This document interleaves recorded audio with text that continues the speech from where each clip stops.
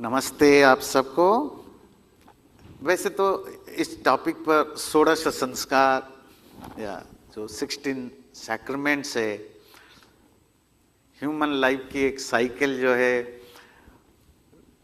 Conception से लेकर के मरने तक लाइफ में हर वो स्टेज को एक तरह की जो लाइफ की जर्नी है इन स्टेजेस के द्वारा, उसका एक बेसिक डिस्कशन आज करेंगे, जिसको हमारे यहाँ 16 संस्कार कहते हैं।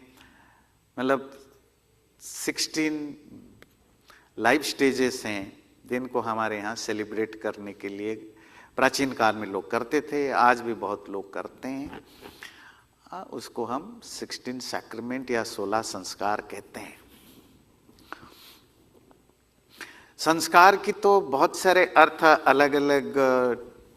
अलग अलग कॉन्टेक्स्ट में अलग अलग है। संस्कार का मतलब प्यूरिफिकेशन भी है, किसी चीज को क्लींस करना, धोना, उसको प्यूरिफाई करना, उसको मॉडिफाई करना, ट्रांसफॉर्म करना, उसको भी संस्कार कहते हैं। संस्कार जो हमारे अंदर जो कुछ भी हम सोचते हैं, बोलते हैं, करते हैं, उनकी या जो हमारे लाइफ में एक्सपीरियंस होता है, उनका जो मेमोरी हमारे माइंड में स्टोर होता है, सबकॉन्शियस मेमोरी, उसको भी संस्कार कहते हैं, कर्म संस्कार कहते हैं। ये जो संस्कार हम चर्चा करते हैं, ये थर्ड टाइप की संस्कार है। ये रिलीजियस कॉन्टेक्स्ट में लाइफ की जो अलग अलग स्टेजेस हैं, मेन स्टेजेस हैं, उनको सेलिब्रेट, जो उनका जो सेलिब्रेशन है, उनको भी संस्कार कहते हैं। और ये 16 संस्कार होते हैं। जन्म से लेकर, मतलब जन्म तो नहीं कहेंगे, इवन पैदा होने से भी पहले, जब एक कपल आज पेरेंट जब सोचते हैं कि हमारा बच्चा हो, जो कंसेप्ट कंसीव करते हैं, वहाँ से स्टार्ट होती है हमारी जर्नी। तो क्यों हम ये संस्कार करते हैं कि लाइफ की हर स्टेज, लाइफ अपने आप में बड़ा सैक्रेड है, पवित्र है। हमारे ट्रेडिशन में, कल्चर में हम मानते हैं आत्मा डिवाइन है, और आत्मा जब शरीर को धारण करता है, बॉडी के थ्रू आता है, तो it's a divine soul is coming this world through this body. तो every life, every state of life is sacred. तो उसको सेलिब्रेट करना, वो बचपन हो, वो जवानी हो, वो बुढ़ापा हो, या इन बिटवीन जो अलग अलग स्टेजेस हैं, वो पैदा होने की शुरुआत, कंसेप्शन हो, या इवन जो डेथ होता है, ये सारे नेचुरल है। तो they all need to be celebrated as a sacred stage of life. और किसी के लिए कोई दुख होना या पछताने की जरूरत नहीं है, because these are all part of life है। जो संस्कार हम करते हैं उसमें 3-4 चीजें होती हैं, जो 16 संस्कार हैं, जिसकी चर्चा आज हम करेंगे एक ही सीरीज में। पहले मैंने 16 संस्कार पर बोला है, पर इन डिटेल बोला है, एलाबोरेट में। आज उनको समराइज करके एक ही जगह आपको बताएंगे। तो हर संस्कार में हवन जरूरी होता है, अग्निहोत्र जिसको होता है, हवन जरूरी होता है। हवन परमात्मा के साथ अपने आप को जोड़ने की। देखिए, ये संस्कार जो नहीं समझते हैं, जैसे जो आप वेडिंग सेरेमनी है, वो भी संस्कार ही है ना। जो लास्ट राइट है, वो भी संस्कार है। तो संस्कार एक सेलिब्रेशन भी होता है, जिसमें फैमिली मेंबर्स भी होते हैं, रिलेटिव्स होते हैं, फ्रेंड्स होते हैं, दोस्त होते हैं। ये एक तरीका है गेट टुगेदर का भी, है ना, बॉन्डिंग की भी, फैमिली रिलेटिव्स की बॉन्डिंग की। जब संस्कार करना बहुत लोगों ने बंद कर दिया, तो उसके जगह उन्होंने नई नई चीजें इवॉल्व किया सेलिब्रेट करने की, बॉन्डिंग बनाने की। जी, ये बर्थडे सेलिब्रेशन है, वेडिंग एनिवर्सरी सेलिब्रेशन है, और रिपीटेडली उसी चीज को हर साल सेलिब्रेट करते हैं। पर हमारे यहाँ आपको नई नई तरीके से सेलिब्रेट करने की रास्ता बताया जाता था। और जब हम संस्कारों को फॉलो करते हैं, अपने बच्चों को उन संस्कारों से गुजरने देते हैं, तो फिर वो हमारी जो एक कल्चर है, जिसका बड़ा रिच बैकग्राउंड है, उसके साथ हम कनेक्टेड करते हैं अपने आप को, अपने बच्चों को, अपनी फैमिली को। और दुनिया का हर कल्चर यूनिक होता है, हर देश की, हर सिविलाइजेशन की। और अच्छी बात ये है कि हर व्यक्ति जिस स्टेट से, जिस देश से, जिस सिविलाइजेशन से बिलोंग करता है, वो अपने उन कल्चरों को भी फ्लोरिश करे, अपने लाइफ में उसको रिफ्लेक्ट लाएं। और दुनिया में जितने डिफरेंसेस होंगे या जितने वेराइटीज होंगे, उतना दुनिया सुंदर होता है। पर हम लोगों ने किसी कारण से यूनिफॉर्मिटी के चक्कर में सब छोड़ते गए। वो जो संस्कार हैं, वो 16 संस्कार, पहले जो प्री नाइटल सेरेमनी अर्थात बच्चा धरती पर आने से पहले 3 सेरेमनीज होते हैं। इनको कहते हैं हम गर्भाधान मतलब कंसेप्शन, पुंसवन फीटस प्रोटेक्शन, और सीमंतनयन जब पेट में जो फीटस है उसकी ब्रेन डेवलप हो जाते हैं, तो जो सेरेमनी होती है उसको सीमंतोन्नयन कहते हैं। अब ये तो हुआ बच्चा पैदा होने से पहले। अब बच्चा जो पैदा होता है, जब बर्थ टाइम, वहां से लेकर के चाइल्डहुड सेरेमनी है, 1 साल के अंदर अंदर बाकी 6 संस्कार होते हैं, 6 सेरेमनीज होते हैं, जो कुछ भी उसकी लाइफ में फर्स्ट टाइम होता है। जातकर्म जब वो पैदा होता है, फिर नामकरण जब उसका पहली बार नाम रखते हैं, निष्क्रमण जब पहली बार बच्चा घर से बाहर जाता है, नेचर के साथ अपने आप को फैमिलियर करता है, अन्नप्राशन जब फर्स्ट टाइम वो कुछ सॉलिड फूड या सेमी सॉलिड फूड खाता है माँ के दूध के अलावा, मुंडन जब पहली बार उसके बाल कटवाए जाते हैं, बच्चा को बाल तभी काटते हैं जब उसका स्कल पूरी तरह स्ट्रांग हो जाए, डेवलप हो जाए। कर्णवेध जो उसकी कान नाक पर्स करते हैं, क्योंकि आगे जाकर के वो ऑर्नामेंट्स वगैरह पहनेगा होगा। तो ये 1 साल तक हो जाते हैं आपकी टोटल 9 संस्कार। फिर बच्चा जब आप 6-7 साल का हो जाता है, so now time to get school, पढ़ना लिखना शुरू होगा। तो पढ़ने लिखने से, एजुकेशन से रिलेटेड हमारे यहाँ 3 संस्कार होते हैं, जिसको कहते हैं उपनयन, इनिशिएशन ऑफ स्टडी, पढ़ाई शुरू करना के लिए जो इनिशिएशन होता है, वेदारंभ फर्स्ट लेसन ऑफ, जब बच्चा पहली बार कुछ पढ़ेगा वो भी सेलिब्रेशन होता है। असमावर्तन जब वो ग्रेजुएट करता है, जब कॉलेज या यूनिवर्सिटी से ग्रेजुएट हो जाता है, तो उसकी जो सेलिब्रेशन है उसको समावर्तन संस्कार कहते हैं। उसके बाद 4 सेलिब्रेशंस होते हैं लाइफ स्टेजेस की। बच्चा की स्टूडेंट लाइफ खत्म, अब तो बच्चा नहीं रहा, यंग है, 22, 23, 24, 25 जो भी है, अब वो पढ़ाई लिखाई हो गई, अब फाइनेंशियली भी इंडिपेंडेंट होना शुरू हो गया। अब नाउ ही और she is ready to get the next stage, that is called गृहस्थ आश्रम अर्थात हाउस होल्डर लाइफ। तो उसकी जो जब फर्स्ट टाइम वो गृहस्थ आश्रम में जाएगा, उसी को हम वेडिंग सेरेमनी कहते हैं, मैरिज सेरेमनी, विवाह संस्कार। अब उसके बाद उसके फैमिली चलती है, बच्चे होते हैं, बच्चे बड़े होते हैं, आदि आदि आदि। इसके बाद विवाह के बाद अब उसके कम संस्कार है, अब उसके जो बच्चे होंगे उनके सेलिब्रेशन होंगे। अब उससे रिलेटेड जो अगला सेलिब्रेशन होता है, जब उसके बच्चे बड़े हो जाते हैं, सेटल्ड हो जाते हैं, इंडिपेंडेंट हो जाते हैं हर तरफ से, अब वो फैमिली लाइफ से अपने आप को विड्रॉ करता है। वो जो विड्रॉ करना, रिटायरमेंट, वो भी सेलिब्रेशन है, जिसको हम वानप्रस्थ कहते हैं। और लास्ट में लाइफ की जो लास्ट स्टेज है, सपोज हम 70-80 के हो गए, जहां अब उसके बाद सिर्फ हमारा डेथ ही बच गया है, वो जो 10-15 साल 20 साल जो बचता है, वो उसको एक अलग तरह से जीने की जरूरत है, जहां आप दुनिया आदि चीजों से अपने आप को पूरी तरह विड्रॉ कर लें। फोकस होना चाहिए ज़्यादा अपनी फिजिकल मेंटल हेल्थ और ईश्वर भक्ति स्पिरिचुअलिटी पर। उसको भी सेलिब्रेट करने को जो हम संन्यास आश्रम कहते हैं। और उसके बाद जो लास्ट संस्कार है, जब हमारा डेथ होता है, तो वो डेड बॉडी को भी रेस्पेक्टफुली डिस्पोज करें, और जो लास्ट राइट वगैरह है उसको हम लास्ट राइट या अंत्येष्टि संस्कार कहते हैं। तो ये टोटल जो 16 संस्कार है, इनकी थोड़ी सी हल्के हल्के हम डिस्कशन आज करेंगे, है ना। तो पहली होती है गर्भाधान संस्कार, right of passage of conception.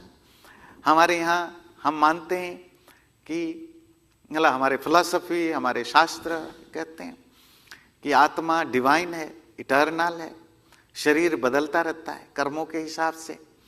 जैसा जैसा हम कर्म करते हैं, अच्छा बुरा आदि आदि, उसके बेस पर जब हमारी शरीर छूटता है, ये बॉडी नष्ट होता है, तो आत्मा निकल जाती है और परमात्मा उस आत्मा के लिए अपने कर्मों के हिसाब से एक नया शरीर प्रोवाइड करता है। अब वो नया शरीर प्रोवाइड कैसे होता है? एक मेल एंड फीमेल की रिलेशनशिप से जो कंसीव होता है, वो फर्स्ट स्टेज होता है जहां से वो शुरू होती है। कंसेप्शन का मतलब है deliberately with proper awareness you are welcoming a divine soul to your family as your own progeny. अपने बच्चे के रूप में एक आत्मा को आप वेलकम करते हैं। तो इसीलिए हमारे पूर्वज ऋषि मुनि शास्त्र कहते हैं आप रैंडमली बच्चा पैदा मत करो, आप सेक्स करना ही करो, पर जब आपको लगता है कि आपको एक बच्चा चाहिए तो उसको प्रॉपर प्लानिंग के साथ लाओ, रैंडमली मत लाओ। उसके लिए आपको बच्चा चाहिए, देन पति पत्नी दोनों बात करो और उसके लिए उसी हिसाब से माइंडसेट तैयार करो। जैसे आपके घर में बच्चा जब आता है तो उसके आने से पहले आप फिजिकली तो बहुत तैयारी करते हैं, उसके लिए रूम तैयार करते हैं, उसके लिए झूला तैयार करते हैं, खिलौना लाते हैं, बहुत सारे उसके कपड़े, बहुत सारी चीजें तैयार करते हैं, पर ये सब सेकेंडरी है। ये नहीं भी होगा तो भी बच्चा अच्छी तरह बढ़ सकता है। वो जो जरूरी चीजें हैं वो आजकल हम मिस कर जाते हैं कि बच्चा जिस माँ के पेट में आए उसकी माँ की मेंटल और फिजिकल स्टेट अच्छा हो। वो जो पति पुरुष जो है जिसके माध्यम से कंसेप्शन होगा वो भी मेंटली और फिजिकली फिट हो जब वो कंसीव करे, वेलकम करे। तो हम पति और पत्नी, मेल और फीमेल, एक वो हेल्दी सोल को करने के लिए प्रिपरेशन करें। और वो प्रिपरेशन शुड बी घर का नहीं, अपनी प्रिपरेशन है। वो पुरुष और महिला है ना, पेरेंट्स बनने के लिए वो क्या प्रिपरेशन है कि अब आप कैसा बच्चा चाहते हैं, आपके घर में जो बच्चा आए वो कैसा हो, वो हेल्दी हो, वो इंटेलिजेंट हो, स्मार्ट हो, आदि आदि यही सब चाहेंगे, अच्छा व्यवहार हो। तो उसके लिए माँ बाप अगर खुद ही अच्छी सोच नहीं रखते हैं, अच्छे विचार नहीं रखते हैं, अगर फुल ऑफ लस्ट में पैदा करते हैं, तो फिर बच्चों वो जो जिसको आजकल पहले तो ये सब चीज़ें हम बहुत सारे लोग साइंस के नाम पर रिजेक्ट कर लेते हैं। अब जब से जीनियोलॉजी की रिसर्च शुरू होने लगा, जीन्स कैसे ट्रांसफ़र होता है, डीएनए वगैरह की, अब समझ में आता है कि इसका इम्पैक्ट पड़ता है। जो मेल और फीमेल जब कंसीव करते हैं वो किस तरह की उनकी स्टेट ऑफ माइंड है, किस तरह के सोच है, किस तरह के फिजिकल चीज़ें हैं, उसका इम्पैक्ट आने वाले बच्चे के ऊपर पड़ता है। इसीलिए हमारे शास्त्र कहते हैं कि आपको उस जातकर्म वो गर्भाधान संस्कार के थ्रू आपको पूरी प्लानिंग करनी है। 1 महीने से अपने खान पान, रहन सहन आदि को ठीक रखें जिस तरह के बच्चा आप चाहते हैं। और वो उसके रिमाइंडर के लिए, अवेयरनेस के लिए फिर उसका जो सेलिब्रेशन होता है उसमें हवन होता है और भी बहुत सारी चीज़ें, रिचुअल्स उसके साथ पार्ट होते हैं, जिससे कि हम उस बच्चे को वेलकम करें। और जब तक कंसीव नहीं होता है तब तक आप उस रूल को फॉलो करते रहें। और उसमें क्या होता है बेसिकली है कि मेंटेनिंग योर कॉन्टिनेंस, हेल्दी और प्योर खाना खाएं, शास्त्र वगैरह को पढ़ें, अपने आप को ठीक से समझें, मैं कौन हूँ, बॉडी, माइंड, सोल, इन चीज़ों को ठीक ठीक समझें, अच्छे लोगों के साथ बैठें उठें, कोई धूर्त, कोई कनिंग, कोई बदमाश, कोई इस तरह के लोगों के साथ बैठना उठना कम करें। जो सोशल मीडिया या मीडिया को कंज्यूम करते हैं उन दिनों थोड़ा अपने पर रिस्ट्रिक्शन रखें कि हम ऐसी चीज़ें कंज्यूम करें जो हमारे अंदर गुड वैल्यूज या गुड चीज़ें लाएं, क्योंकि eight the end of the day वो बच्चे को ट्रांसफ़र होता है। लाइफस्टाइल की रूटीन ठीक रखें उन दिनों, क्योंकि अगर आप फिजिकली मेंटली एग्जॉस्टेड होंगे, डिप्रेशन में होंगे, एंजाइटी में होंगे, तो वो सब इम्पैक्ट बच्चे पर पड़ता है। और एंगेजिंग इन कंटेम्पलेशन, थोड़ी बहुत मेडिटेशन आदि करें। ये एक छोटी सी बेसिक आइडिया है कि गर्भाधान संस्कार करने से हमें इन सब चीज़ों के प्रति अवेयरनेस रखें, जिससे कि हम प्रॉपर एक अरेंजमेंट करें फिजिकली एंड मेंटली उस आत्मा को वेलकम करने के लिए। तो गर्भाधान होता है, कंसीव होता है, बच्चा अब पेट में आने लग गया। अब 2-3 महीने की जब हो जाती है, अर्थात अब 1-2-3 महीने तो लगता है थोड़ी जो सटल बॉडी है उसको फॉर्म में लाने के लिए, वो एक पर्टिकुलर स्टेट में पहुंचने के लिए।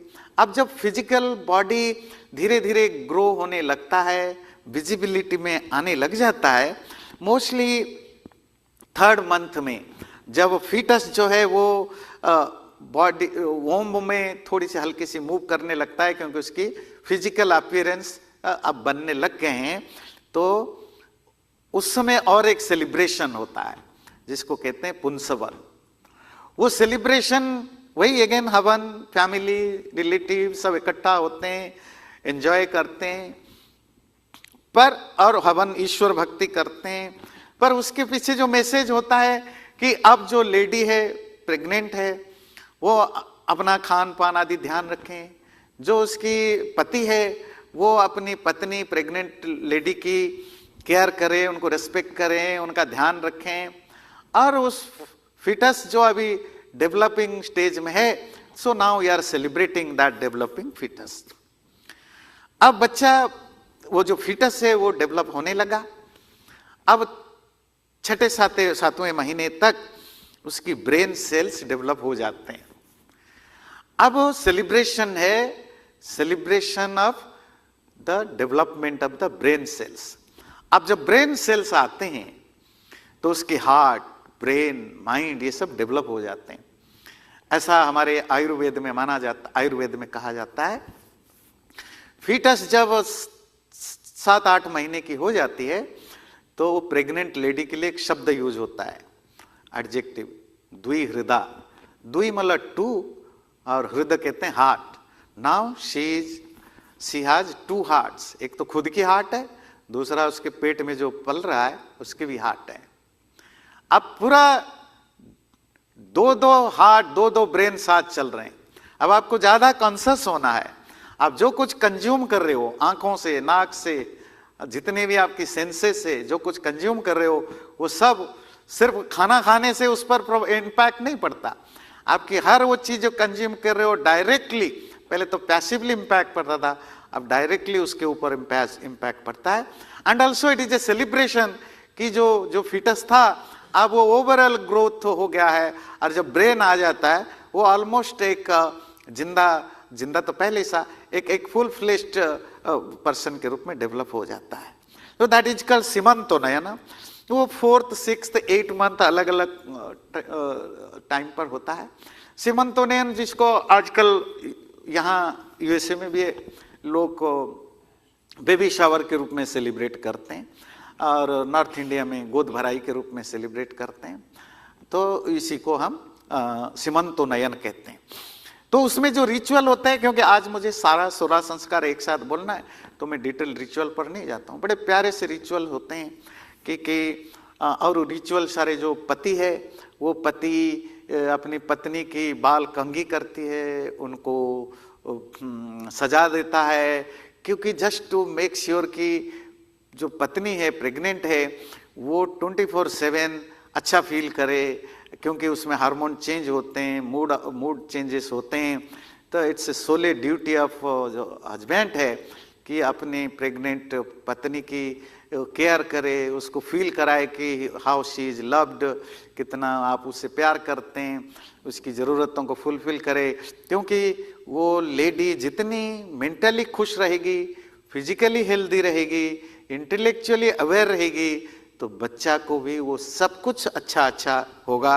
और इसके लिए उन दिनों कोई झगड़ा नहीं, कोई बहसबाजी नहीं, कोई नेगेटिविटी नहीं, इन सब चीज़ों को उसकी अपनी लिस्ट होती है क्या क्या चीज़ें ध्यान रखना है। अब ये 3 संस्कार हो जाते हैं, बच्चा अभी पैदा ही नहीं हुआ। अब टाइम आता है बच्चा पैदा होने के बाद ये 6 संस्कार होते हैं, चाइल्डहुड संस्कार जिसको हम कहते हैं। जात कर्म, नामकरण, निष्क्रमण, अन्नप्राशन, मुंडन और कर्णवेद। तो इनको थोड़ी थोड़ी हम समझते हैं। तो जात कर्म अर्थात बच्चा अभी मां के पेट से जन्म होता है, तो हमारे शास्त्र कहते हैं या तो आप उसके 2-3 दिन पहले भी कर सकते हैं, या जिस समय जन्म हुआ उस समय कर सकते हैं, जब बर्थ हुआ। आजकल तो हॉस्पिटल में बर्थ होता है तो आप वहां तो कुछ कर नहीं सकते, तो आप उसे 2-4 दिन 5 दिन पहले भी कर सकते हैं, या उसके होने के बाद 1 दिन में, अगले दिन, या जैसे भी करके आप कर सकते हैं। तो क्या यह है कि again the first thing is always remember, संस्कार आज की जो एक्सटर्नल पहला थिंग है कि celebration of every stage of life. Even जब बच्चा पेट में भी होता है, उसके हर वो फर्स्ट टाइम जो उसके चेंजेस आते हैं उसको हम सेलिब्रेट करते हैं, और बच्चा पैदा हुआ तो ये भी सेलिब्रेशन के लगता है।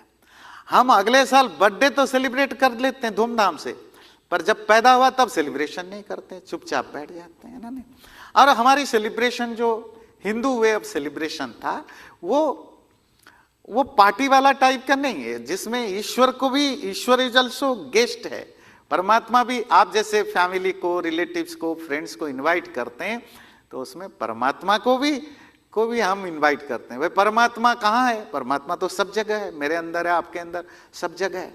पर जब आप हवन करते हैं, होम हवन करते हैं और परमात्मा की भक्ति करते हैं, तो वो सर्वव्यापक परमात्मा को भी आप फील करते हैं कि वो भी आप में से एक होकर के यहाँ है ना। तो उस परमात्मा की भक्ति के साथ उसमें क्या किया जाता है? उसमें 2-3 छोटी छोटी रिचुअल्स होते हैं।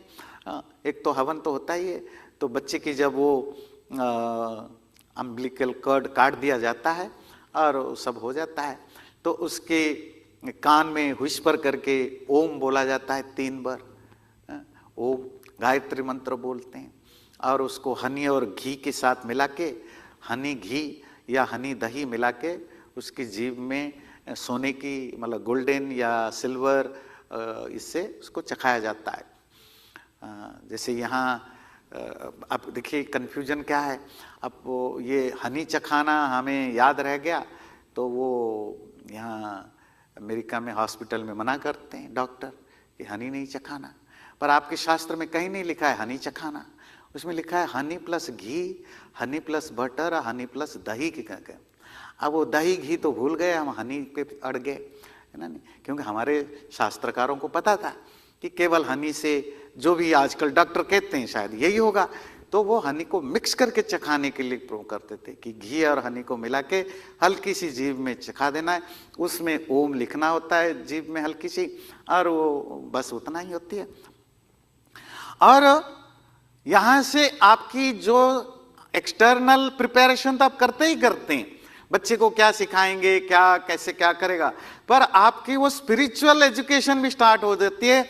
आप उसके कान में ओम बोलते हैं, गायत्री मंत्र बोलते हैं, फिर पिता माता उसके लिए जो मंत्र वगैरह है, कि वो मंत्रों की जो भाव होता है कि इसकी आयु हो, इसकी लाइफ स्पैन बढ़े, इसकी बुद्धि बढ़े और बल बढ़े, 3 चीजों के लिए हम कोशिश करते हैं। 3 चीजें बच्चों के लिए, कि ये लॉन्ग लिव्ड बने, लंबा जिए, और स्ट्रेंथ अच्छा हो, बल बढ़िया हो, ये भी जरूरी है कि स्ट्रांग हो, और तीसरा इंटेलेक्चुअली भी स्ट्रांग हो, बुद्धि भी बढ़े। तो ये बुद्धि, बल और आयु की प्रार्थना के साथ जातक कर्म संस्कार करते हैं। अब बच्चे की नामकरण, आजकल तो हॉस्पिटल में ही नाम रख लेते हैं पहले से ही डिसाइड करके, पर जो संस्कार के हिसाब से 10वें 11वें दिन या 12वें दिन, अगर नहीं बनता है तो 21वें दिन, 1 महीने में, as soon as possible, कि बच्चे के नामकरण से, आप जब पहली बार बच्चे का नाम रखेंगे। अब हम प्राइवेटली ऐसे ही चुपचाप नाम रख देते हैं, तो हमारे यहाँ कहते हैं नहीं, बच्चे का कोई भी चीज फर्स्ट टाइम कर रहे हो, इट नीड्स प्रॉपर सेलिब्रेशन। इसको सेलिब्रेशन करके करिए। और वो सेलिब्रेशन सेक्युलर नहीं, उसमें ईश्वर भक्ति के साथ करें। और नाम कैसे रखना है उनकी भी हमारे यहां बहुत डिटेल में डिस्कशन है कि नाम जो है वो मीनिंगफुल हो, ऐसा नाम हो कि वो आसानी से मुंह में उसको प्रोनाउंस किया जा सके। कोई ऐसा नाम ना रखें जो कोई मजाक उड़ा सके। तो बहुत सारे उसमें एडवाइसेस हैं कि लड़का हो लड़की हो तो किस तरह के नाम रखें, इनकी भी डिटेल्स उसमें होती है। और नाम रखने के बाद, नामकरण संस्कार के बाद जो नेक्स्ट सेलिब्रेशन है वो निष्क्रमण है, बेबी की आउटिंग। आजकल तो पैदा होने के बाद ही आउटिंग शुरू हो जाती है, पर क्योंकि मेडिकल फैसिलिटीज अच्छी हैं, बाकी वो आपकी वैक्सीन वगैरह सब टाइम पर हो जाता है। पर प्राचीन काल में बच्चा घर में ही पैदा होता था, धाई होती थी, और बच्चे को 2-3 महीने तक कम से कम बाहर नहीं निकाला जाता था हाइजीनिक रीजन से और बाकी रीजन से, कि उसको वो फिजिकली मेंटली थोड़ा सा इतना स्ट्रांग बने कि उसको बाहर लिया जा सके, चीज़ों को देखकर वो ना डरे ना घबराए एक्सेट्रा। तो इसीलिए जो मंथ उसके लिए जो बनाया गया 3rd और 4th मंथ, 3रे-4थे मंथ के आसपास, तो बच्चा पहली बार बाहर जाए। बाहर जाएगा मतलब अब नेचर के साथ कम्युनिकेट करेगा। तो अगेन जो भी हवन आदि रिचुअल्स होते हैं, और उसके बाद बच्चे को दिन में सूरज दिखाया जाता है, रात को फुल मून चांद दिखाया जाता है, या फुल मून नाइट के निकाल करके चांद दिखाते हैं, दिन में दिखाते हैं। अब धीरे धीरे वो दुनिया के सूरज और चांद के साथ और बाकी चीजों के साथ वो फैमिलियर बनता है। आप वैसे देखें तो कहेंगे इसका कोई ज्यादा इंपॉर्टेंस नहीं है, ठीक है बच्चे को बाहर ले गए, पर बात है कि हमारे यहां कहते हैं कि अगर it is first time celebrate it. निष्क्रमण संस्कार के बाद अब बच्चा का नेक्स्ट जो फर्स्ट टाइम घटेगा वो होता है कि बच्चा फर्स्ट टाइम खाना खाएगा। अभी तक मां के दूध पी रहा था, अब 5-6 महीने की हो गया, बच्चे को आप अब एक्सटर्नल फूड देना स्टार्ट करेंगे। कोई सेमी लिक्विड या सॉलिड फूड कुछ तो आप एक्स्ट्रा देंगे। जब आप सॉलिड फूड खाना शुरू करते हैं, जो खाना आप खाते हैं उसका धीरे धीरे आप शुरू करने लगेंगे, तो वो भी तभी शुरू करते थे जब पहली बार सेलिब्रेट करें। तो इसको कहते थे अन्न प्राशन। अन्न कहते हैं फूड, प्राशन मतलब खाना। तो बच्चा 5-6 महीने की जब हो जाए, या उसकी जो पहली दांत आ जाए, तो फर्स्ट टीथ जब आने लगे, तो उसको सेलिब्रेटेड किया जाता था। अगेन हवन होता था और उसके साथ बाकी जो रिचुअल्स होते थे और खाने पीने की, तो उसके लिए जो भी हर स्टेट में हर कल्चर में अलग अलग चीज़ें खाना खिलाया जाता है, क्योंकि हर एक की एटमॉस्फेयर वेदर वगैरह अलग होने से, तो जहाँ जो भी ट्रेडिशन है बच्चे को, छोटे बच्चे को पहली बार क्या खिलाया जाए तो उनको वो खिलाया जाता था। अन्नप्राशन हो गया 5वें-6ठे महीने। अच्छा ध्यान रखिए, हमारे अलग अलग शास्त्रों में कोई ऐसी रिजिडिटी नहीं कि बस आपको इसी महीने, थोड़ा बहुत उसमें फ्लेक्सिबिलिटी हमेशा बनी रहती है। एवरेज है कि 5-6-7 महीने के अंदर करते हैं।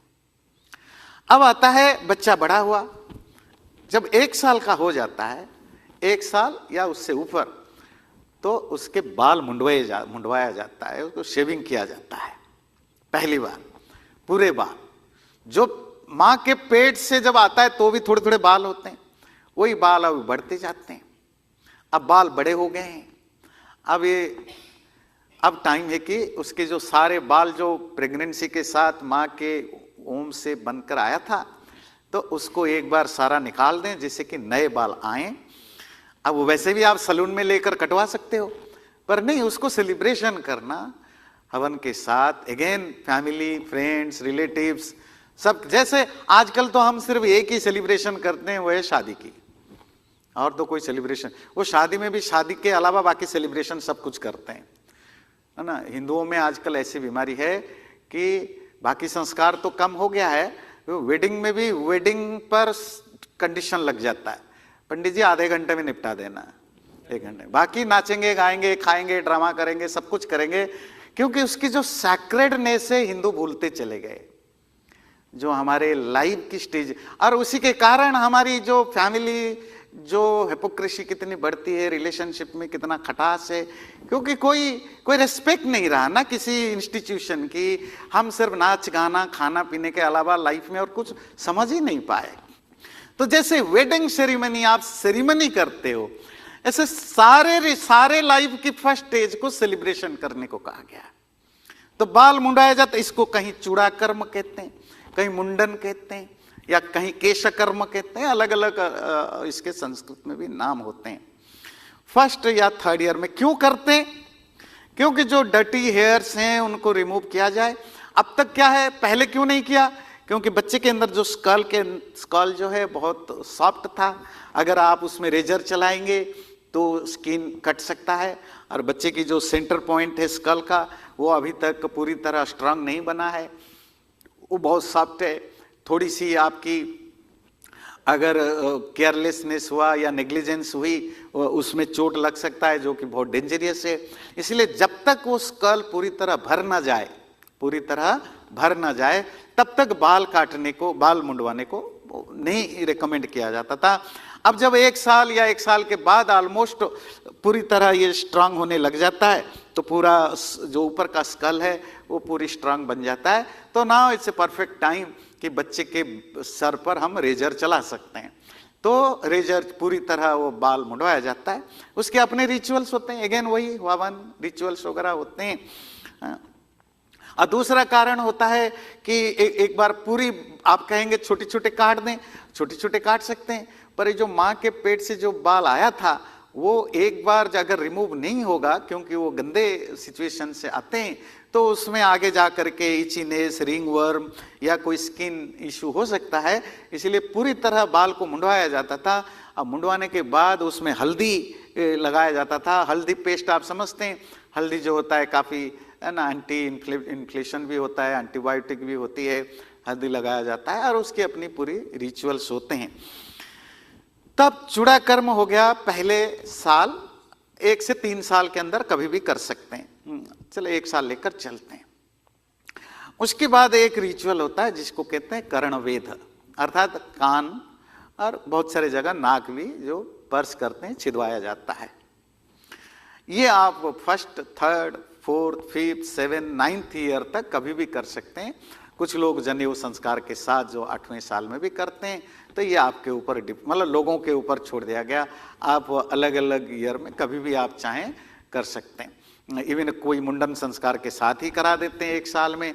जब तक कान नाक सॉफ्ट हैं तब तक करा देना चाहिए, क्योंकि जब ये हार्ड हो जाते हैं तो फिर चुभता ज़्यादा है। आजकल तो मशीन भी बहुत अच्छे आ गए हैं कि चुभने, अब तो ऐसे क्लिक कर देते हैं, फट से हो जाता है। पहले तो उसको बिल्कुल कान को, गर्म कान को छेदना पड़ता था, तो पेनफुल होता था। तो सॉफ्ट कान नाक जब होता है करते थे। उसके पर्पस अलग अलग बताया गया। एक तो प्राचीन काल में ऑर्नामेंटेशन की काफ़ी चलन था, पुरुष और स्त्री अर्थात मेल एंड फीमेल दोनों ही ऑर्नामेंट्स पहनते थे, नाक कान गले सब जगह पहनते थे। अब धीरे धीरे सिर्फ ये स्त्रियों की प्रिविलेज हो गया, प्रायोरिटी है ना, पुरुष छोड़ने लग गए। पर आज भी आप देखेंगे भारत में भी राजस्थान और साउथ के बहुत सारे जगह पुरुष भी कान वगैरह में पहनते हैं। अब तो ये मॉडर्न विंड बहने लगा हवा, अब तो पुरुष भी सब कुछ पहनने लग गए ना। तो हिप्पी कल्चर डेवलप हुआ, वहाँ भी सब पहनने लग गए थे। पर ये हमारे ट्रेडिशन में था, मतलब ऑर्नामेंट के मामले में डिस्क्रिमिनेशन नहीं था, पुरुष स्त्री दोनों पहन सकते थे। वो पुरुषों का बंद हो गया, सारा गोल्ड एक ही तरफ चला गया है ना, जो भी हो। तो ये है कर्णवेद संस्कार।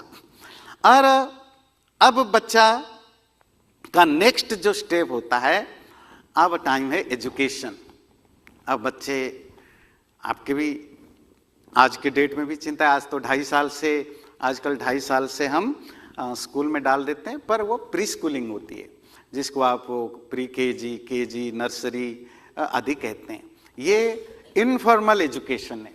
प्राचीन काल में जिसको आजकल हम इनफॉर्मल एजुकेशन जो स्कूल्स में होने लगा या नर्सरी स्कूल में होने लगा, प्राचीन काल में घर में होता था।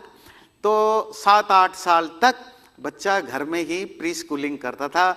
जो भी बेसिक एजुकेशन है माँ बाप दोनों सिखाते थे, वो अक्षर लिखना, बेसिक मैथ सीखना, 1 2 3 वगैरह सीखना, मैनर्स सीखना, क्या सही है क्या गलत है सीखना, वो सब प्री स्कूलिंग एजुकेशन जो है वो सब बच्चे 6-7 साल तक घर में माँ बाप ही सिखाते हैं।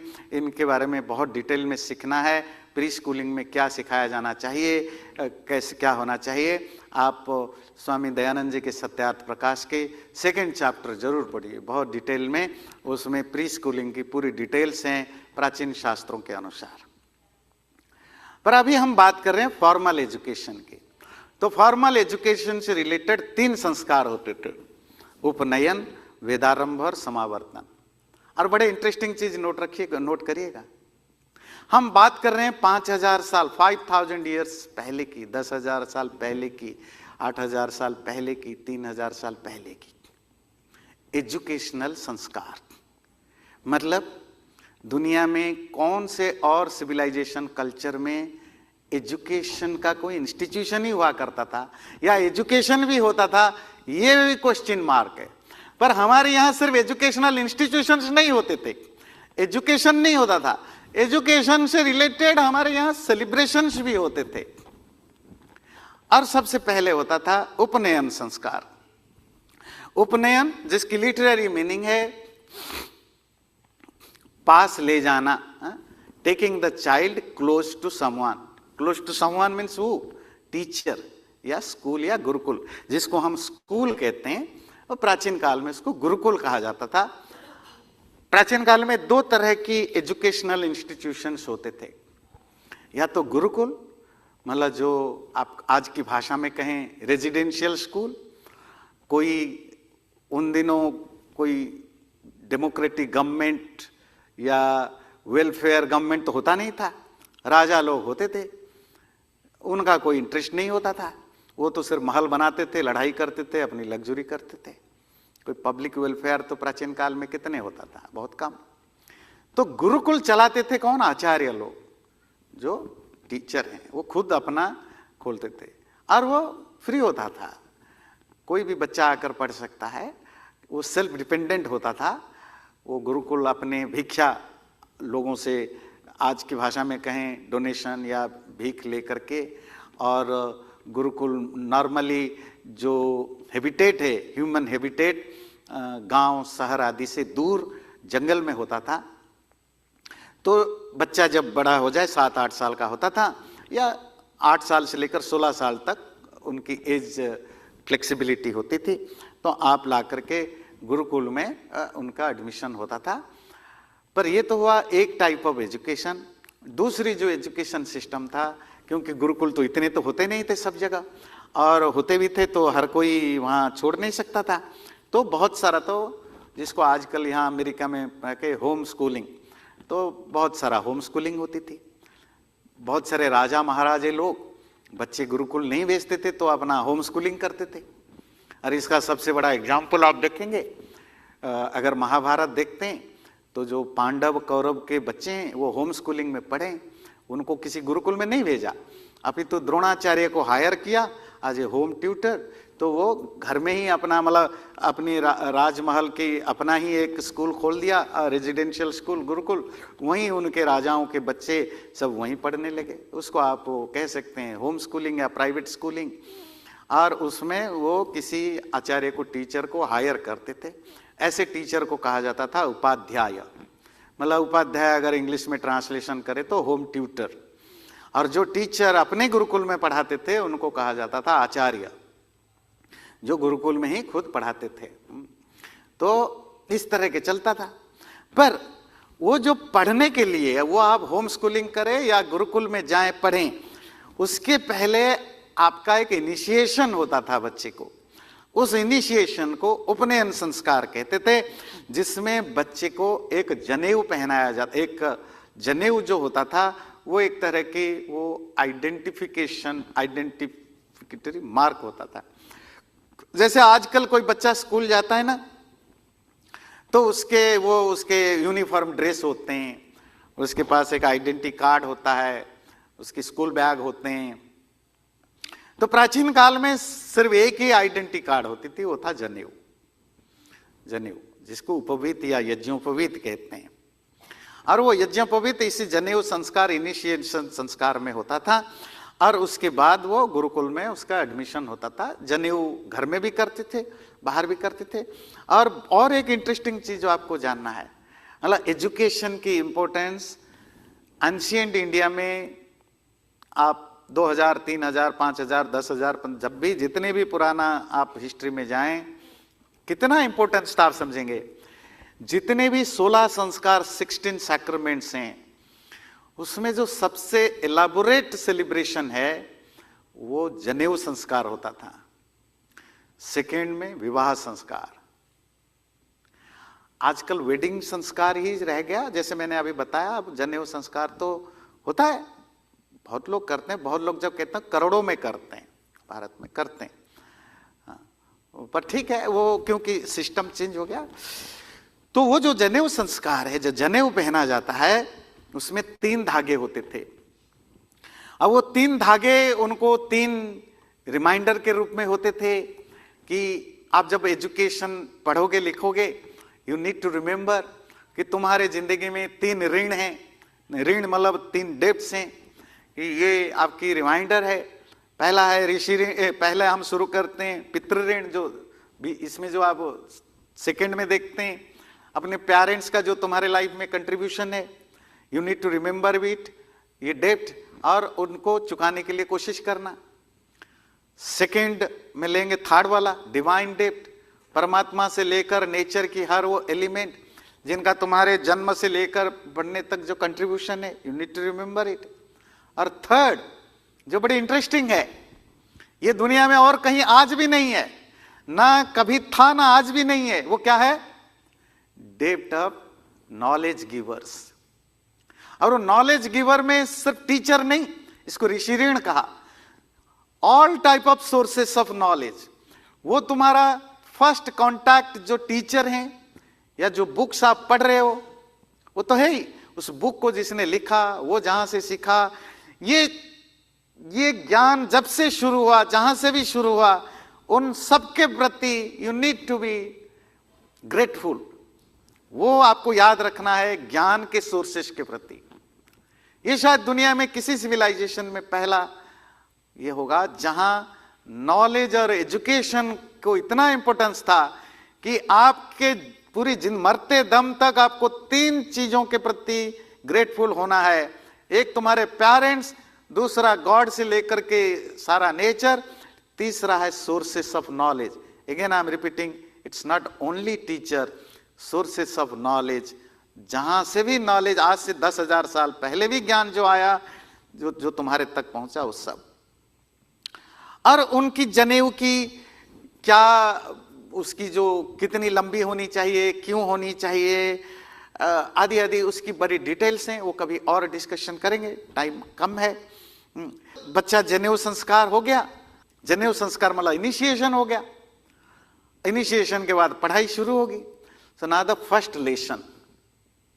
आज भी भारत में बहुत सारे लोग संस्कार वगैरह तो बहुत लोग भूल गए, पर वो बच्चे को जब थोड़ा बड़ा हो जाता है तो उसको वो स्लेट से लिखवाते हैं, कुछ ना कुछ उसको लिखवाते हैं, ओम या कुछ ना कुछ लिखाते हैं।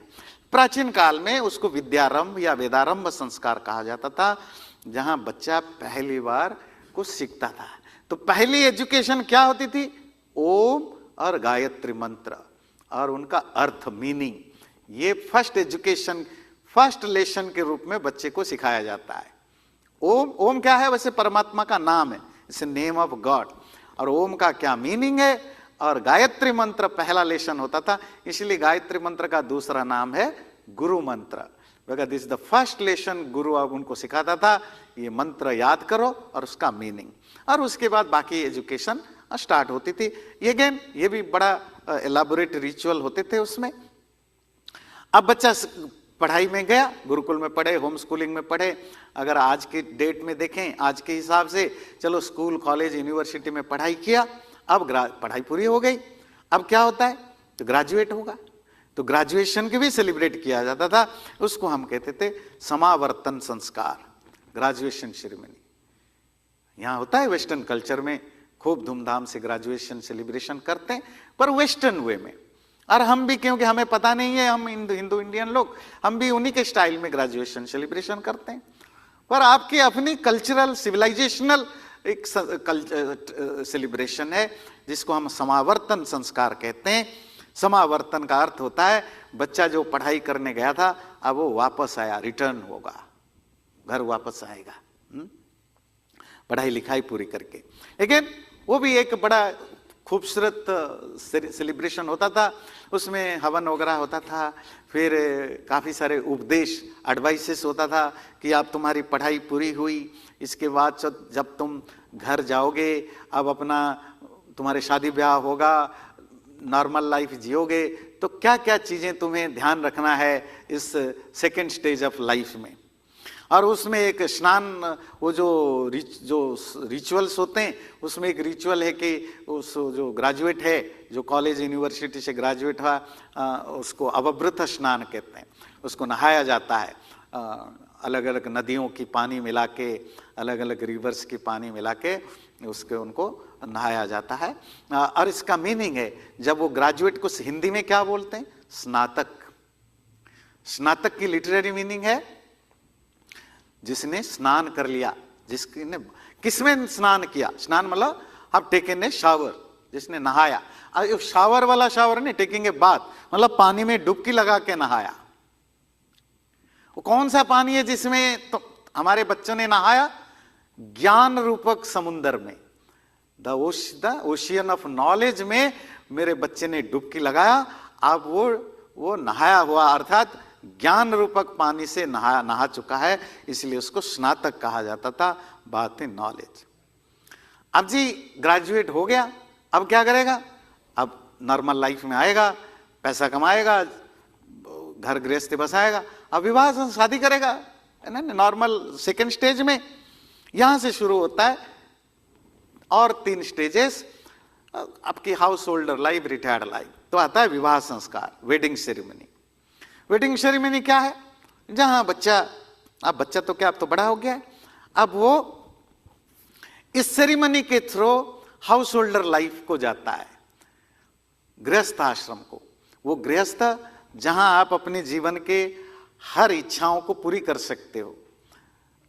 जितनी भी इंसान की इच्छाएं हैं उनको चार तरह से क्लासिफाई किया गया। इसको हम कहते हैं पुरुषार्थ चतुष्टय, अर्थात 4 बेसिक ह्यूमन एस्पिरेशंस। पुरुष कहते हैं ह्यूमन बीइंग, अर्थ कहते हैं एस्पिरेशन और गोल, चतुष्टय कहते हैं 4। हमारी जितनी भी डिजायर हो सकते हैं वो सब इसमें आ जाते हैं। और वो कौन है, उनको नाम दिया गया धर्म अर्थ काम मोक्ष। बीच में से लेते हैं इजीली समझने के लिए। अर्थ मतलब मनी, वेल्थ में सब कुछ आ जाता है, आपकी घर, गाड़ी, बैंक बैलेंस, प्रॉपर्टी, सब कुछ। अर्थ मतलब वेल्थ, खूब धन कमाओ। काम सेंसुअल प्लेजर, खूब एंजॉय करो लाइफ को, फिजिकली, मेंटली, सेंसुअली खूब एंजॉय करो। धर्म और वर्च्यूज, वैल्यूज, मोरालिटी को भी साथ में बढ़ाओ, उनको भी ग्रो करो। मतलब ऐसा नहीं कि जंगली जानवरों की तरह एंजॉय करो लाइफ को, इंसान की तरह एंजॉय करो। जब आप इंसान की तरह सेंसुअल एंजॉय करोगे तो उसी को ही धर्म कहते हैं। मतलब जब आप वर्च्यूज को, वैल्यूज को, मोरालिटीज को पार्ट ऑफ लाइफ बनाते हो तो आपके एंजॉयमेंट के साथ साथ भी, धन कमाने के साथ साथ भी धर्म का काम होता जाता है। और 4th है मोक्ष, और साथ में स्पिरिचुअल प्रैक्टिस भी करना। स्पिरिचुअल प्रैक्टिस की बिगिनिंग होती है टू अंडरस्टैंड, टू लर्न, मैं कौन हूँ, ये दुनिया क्या है, संसार क्या है, इनके बारे में अपनी अंडरस्टैंडिंग डेवलप करना। This is a first step for the spirituality, जिससे आपको लिबरेशन मिलेगा।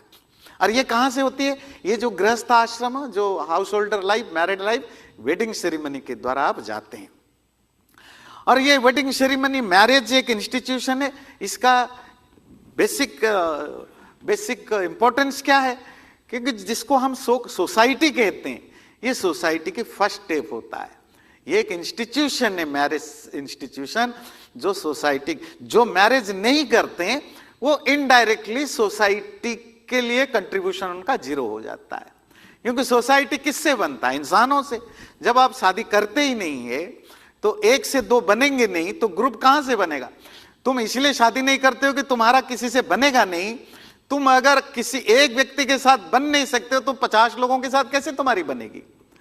अरे ये जो कंप्रोमाइज है, ये जो एडजस्टमेंट है, ये जो एक दूसरे को mutual respect, mutual understanding, mutual caring, ये तुम्हारी बनी नहीं पाती है कि I am not ready to marry इस ड्रामा के साथ, फिर तो तुम सोसाइटी के लिए बोझ हो। खाओ पियो एंजॉय करो, सोसाइटी से सब लो, देने का कुछ है नहीं तुम्हारा। और तुम्हारे बाद बच्चे पैदा नहीं होंगे। अगर तुम्हारा जैसा सारा दुनिया हो जाए फिर 50-60 साल के बाद दुनिया में पॉपुलेशन ही नहीं बचेगा। तुम्हारा मतलब दोज हु आर नॉट, जो 40 साल 50 साल के बाद भी कहते हैं I am not ready to marry, है ना? तो जो भी हो, तो ये और तीसरी मैरिज की जो इंपॉर्टेंस है कि जो सोसाइटी में एक डिसिप्लिन को बनाए रखता है।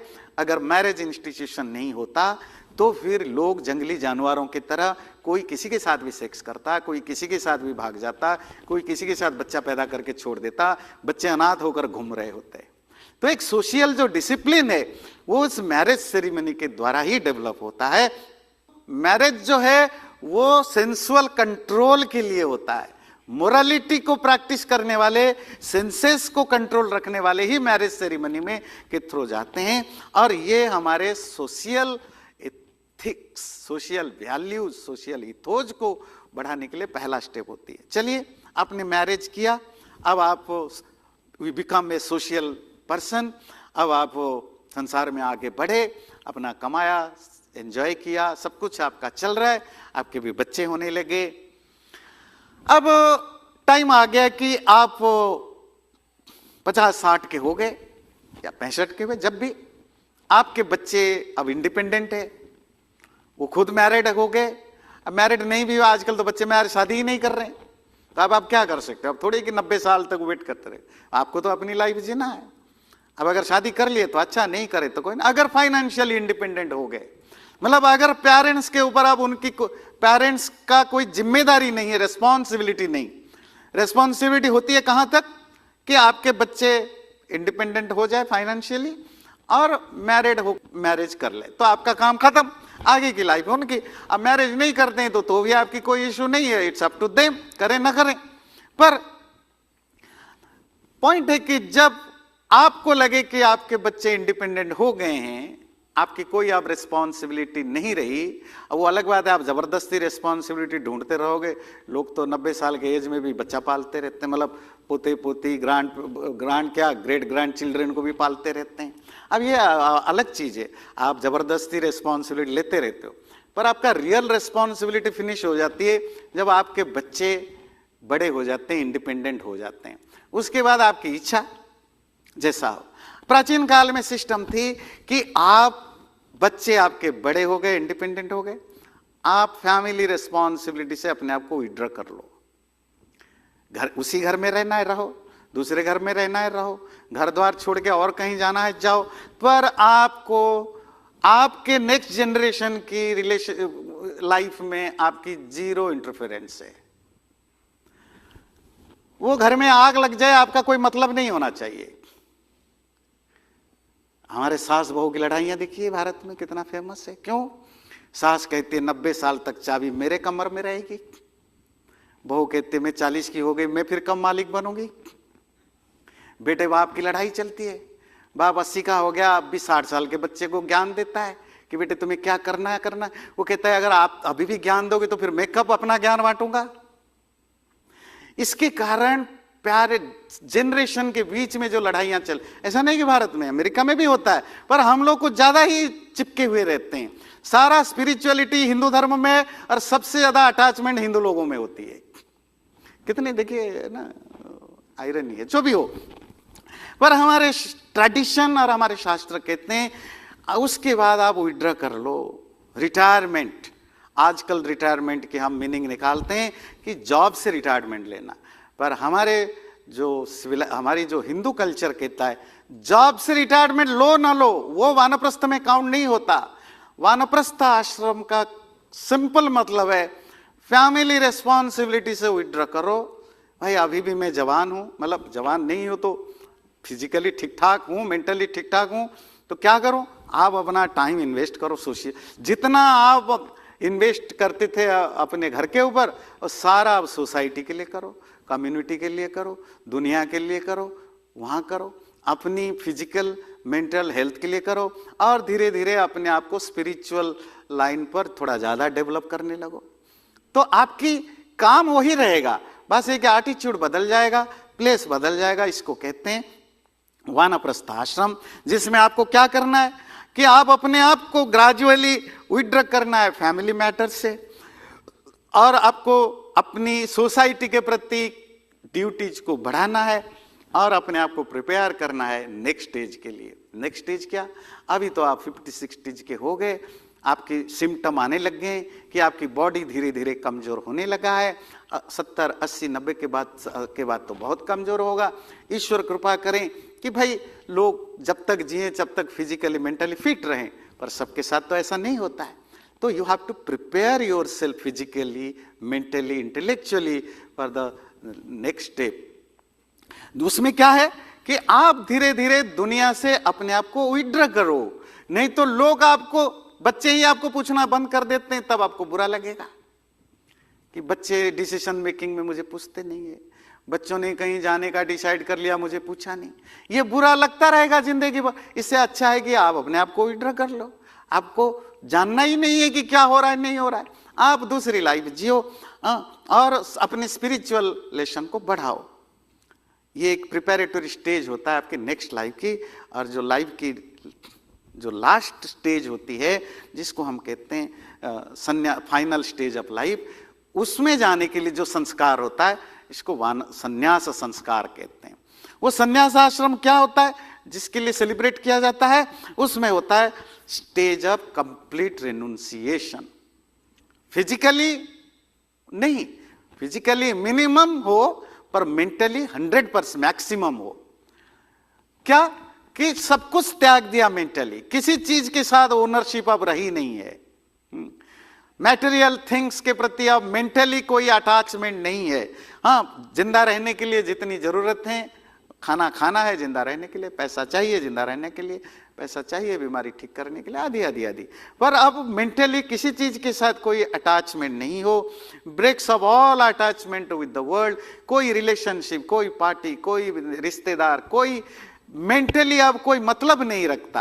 अब आपकी तैयारी होनी चाहिए, अब मुझे एक दिन मरना है, उस मरने की तैयारी। ऐसा नहीं कि मरने की तैयारी का मतलब है कि कोई लकड़ी और फ्यूनरल होम बुक करेंगे, ये तो स्टुपिडिटी है। मरने की तैयारी मतलब मरना मुझे है, तो मुझे नेक्स्ट लाइफ के मैक्सिमम स्पिरिचुअल प्रैक्टिस, मैक्सिमम रेनुंसिएशन, जिससे कि जब मौत आए आपको अंदर से वो खींच ना रहे, मैं मरना नहीं चाहता हूं क्योंकि मेरा पैसा क्या होगा, मेरा घर क्या होगा, मेरे बच्चों का क्या होगा। अगर आप मेंटली इन सब से डिटैच हो चुके हो, जब डेथ आएगा आप बड़े सुकून से आपकी डेथ को गला लगा सकते हो। और उसके लिए जरूरी है स्पिरिचुअल प्रैक्टिस बढ़े, ईश्वर भक्ति बढ़े, और मेडिटेशन, कंटेम्पलेशन ये बढ़े, और बॉडी और माइंड को, माइंड की हेल्थ के ऊपर फोकस रखे कि मैं फिजिकली फिट रहूं। और at the end of the day there will be a time जब हमारा डेथ होना पक्का है। जब डेथ होगा तो जो लास्ट राइट है, जो 16th सेलिब्रेशन है, सेलिब्रेशन राइट, वो है अंत्येष्टि संस्कार। लास्ट राइट है फ्यूनरल राइट, ये भी एक राइट है। ये अंत्येष्टि शब्द को कहीं अलग अलग, अंतिम संस्कार, नरमेध, मेध कहते हैं यज्ञ, नरमला इंसान, जहां इंसान को ही आहुति के रूप में डाल दिया जाता है। अच्छा, जो यज्ञ होते हैं उसमें क्या होता है, हम ऑफर करते हैं, कुछ ना कुछ ऑफर करते हैं, घी सामग्री अजी ऑफर करते हैं। और जब हमारा डेथ होता है वो हमारा लास्ट यज्ञ है, इसलिए इसका नाम क्या है, अंत्येष्टि। अंत्येष्टि की लिटरेरी मीनिंग होती है, यहां देखिए सेकंड पारा में, अंत्य कहते हैं फाइनल या लास्ट, इष्टि कहते हैं यज्ञ। दिस इज द लास्ट यज्ञ इन माई लाइफ। और वो लास्ट यज्ञ में आहुति किसकी होगी, मेरी बॉडी की। मतलब आपको दर्द नहीं होगा, आप मर चुके हैं, डेड बॉडी की आप नहीं आहुति देंगे, आपके बच्चे देंगे आहुतियां, वो बच्चे जो आहुति देंगे किसकी देंगे? आपकी बॉडी को डालेंगे। वो जो अग्नि में आग बॉडी को जलाना, इसी को कहते हैं कि वो अपनी बॉडी को आहुति दे दिया। इसीलिए इसका नाम पड़ गया नरमेध या मनुष्य मेध, जहां नर या मनुष्य की को खुद आहुति के रूप में डाल दिया जाता है, या पुरुष याग कहते हैं। और ये क्यों होता है? क्योंकि मरने का मतलब होता है आत्मा, डिवाइन इटर्नल आत्मा शरीर छोड़ के चला गया, ईश्वर हमारे कर्मों के अनुसार उसको कहीं और जन्म देंगे। अब एक soulless body log of would है, लकड़ी की टुकड़ा है, उसमें कुछ नहीं है। अगर आप इसको प्रॉपरली मेंटेन नहीं करोगे, 2-3 दिन के बाद उसमें बदबू आने लगेगा, कीड़े पड़ जाने लगेंगे। तो इसीलिए उसको प्रॉपरली डिस्पोज करना जरूरी है। और वो डिस्पोजल की जो प्रोसेस है, इसी को हम लास्ट राइट कहते हैं। और वो होना चाहिए कैसे? उसके लिए कुछ बेसिक चीजें हमें रखते हैं। मतलब आज ए चिल्ड, ये लास्ट राइट बच्चों का काम होता है, बच्चों का, कि वो अपने माँ या बाप जिनकी भी डेथ हुई उनका वो लास्ट राइट करे। क्यों? रेस्पेक्टफुली और हाइजीनिक प्रिंसिपल को फॉलो करके और सोशली एक्सेप्टेबल सिस्टम में उसके साथ वो बॉडी को डिस्पोज करे। तो इसके लिए हम क्या करते हैं कि बॉडी को डिस्पोज करने के बहुत सारे तरीके हैं। ये पंच महाभूत से 5 बेसिक एलिमेंट से शरीर बना है, तो इनमें से किसी एक चीज से भी आप डिस्पोज कर सकते हो। बहुत सारे लोग करते हैं, आप मिट्टी में डिस्पोज करो, जैसे अब्राहमिक ट्रेडिशन में है, जुडाइज्म, क्रिश्चियनिटी, इस्लाम में वो बॉडी को ग्रेवयार्ड में उसको ब्यूरी करते हैं, मिट्टी के अंदर दफना देते हैं, तो वो मिट्टी में मिल जाएगा, है ना। ये मिट्टी में मिल गया। कुछ लोग पानी में बहा देते हैं, बहुत सारे ट्राइबल्स वगैरह हैं वो हैं जो पानी में बहा देते हैं। कुछ लोग जंगल में फेंक करके आ जाते हैं, बहुत सारे ट्राइबल ये भी करते हैं जंगल में, तो है ना। और कुछ लोग, ये जो हमारे एक जोरास्ट्रियन ट्रेडिशन है, वो बहुत ऊंचा सा एक खंबा बनाते हैं, पिलर, उसके ऊपर वो बॉडी को रख देते हैं। वो फिर वो जो गिद्ध वगैरह होते हैं उनको खाते हैं, और वो हवा में धीरे धीरे सूख सूख के नष्ट होता है। और हिंदू ट्रेडिशन में हम मोस्टली इसलिए कहता हूँ, बहुत सारे ओकेजन पर दफनाया भी जाता है, पानी में भी बहाया जाता है, जंगल में भी फेंका जाता है। हमारे यहाँ काफ़ी फ्लेक्सिबिलिटी है, पर मोस्टली उनको जलाया जाता है आग में, क्योंकि this is the best way to dispose something, क्योंकि उससे किसी भी तरह की पोल्यूशन नहीं होता है। बॉडी की कोई आगे जाकर कोई जानवर वगैरह उसको उखाड़ के नहीं लाते हैं, और वो प्रॉपर्ली नष्ट होता है। और हमारे लिए बॉडी तो वैसे ही नष्ट हो चुका होता है। और मृत्यु के बाद शरीर, आत्मा, जैसे बॉडी चेंज, हम कपड़े चेंज करते हैं गीता की भाषा में, आत्मा अपना शरीर चेंज करता रहता है और वो चलता रहता है। तो ये जो बॉडी को प्रॉपरली डिस्पोज करना, इसी को कहते हैं अंतिम संस्कार या लास्ट राइट। तो इस तरह जो हमारे 16 संस्कार हैं, वो कंसेप्शन से लेकर पैदा होने के लिए जो माँ बाप प्लान करे, जो कंसीव करे, और मरने के बाद जो बॉडी को प्रॉपरली डिस्पोज करना, इन्हीं ये 16 संस्कार हिंदुओं के ट्रेडिशन में है। बहुत लोग आज भी फॉलो करते हैं, हम भी कर सकते हैं। तो ये आपने ध्यान से सुना, थैंक यू वेरी मच।